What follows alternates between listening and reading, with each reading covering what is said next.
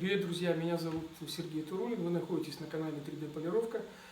На данном канале я буду рассказывать и показывать методы и способы шлифовки, полировки изделий, напечатанных на 3D принтере с использованием полимеров, которые содержат металлы. Металл стали, металл бронзы, металл меди. Данные полимеры производит голландская компания Colorfab, которую я использую. Вот они.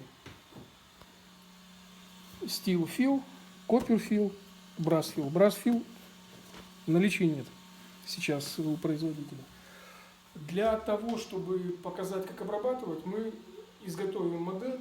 Модель это будет из материала со сталью.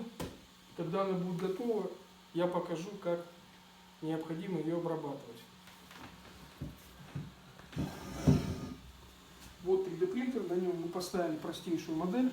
Это мы продолжаем печать.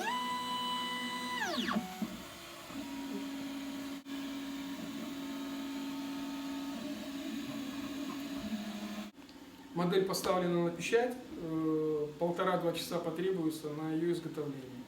На следующем уроке я покажу, как ее обрабатывать. Это простейшая модель. Методы обработки зависят от сложности модели. Чем сложнее модель, тем больше инструментов применяется для шлифовки, полировки. Всем удачи, жду на следующем уроке. Пока.